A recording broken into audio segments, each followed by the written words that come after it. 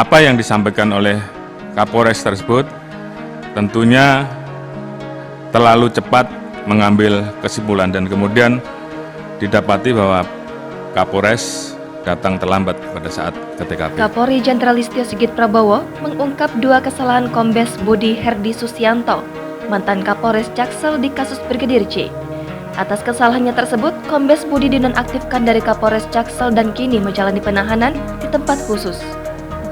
Informasi ini disampaikan Kapolri Jenderal Listio Sigit dalam rapat bersama Komisi 3 DPR pada Rabu 24 Agustus 2022. Cerita Kapolri ini bermula ketika dirinya menjelaskan bahwa proses penyelidikannya dilakukan oleh Polres Metro Jakarta Selatan, diintervensi oleh Irjen Verdi Sambo. Hal itu membuat proses penyelidikan menjadi tidak profesional. Lebih lanjut, Sigit menilai Budi yang saat itu menjabat Kapolres Jaksel juga terlalu cepat mengambil keputusan. Kombes Budi sempat menyebut penyebab Brigadir J tewas lantaran adanya pelecehan seksual yang dilakukan terhadap Putri Chandrawati. Namun, belakangan berdasarkan hasil penyelidikan tim SUS dan hasil otopsi kedua jenazah Brigadir Joshua, terungkap luka tembak di tubuh Brigadir J sebanyak 5 luka tembak masuk dan 4 luka tembak keluar, termasuk laporan dugaan pelecehan terhadap Putri yang kini sudah di-stop.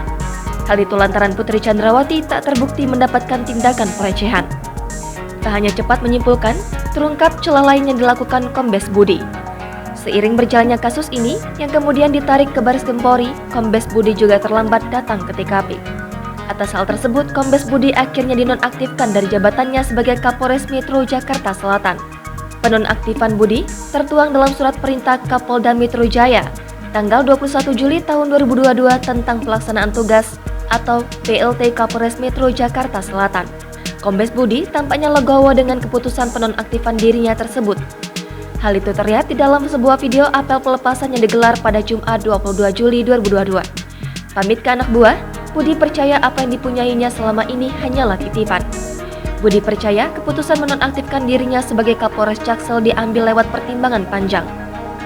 Saat ini, dikabarkan menjalani penahanan di tempat khusus. Kabar penahanan ini pun sudah dibenarkan oleh Kadif Humas Polri, Irjen Dedi Prastio.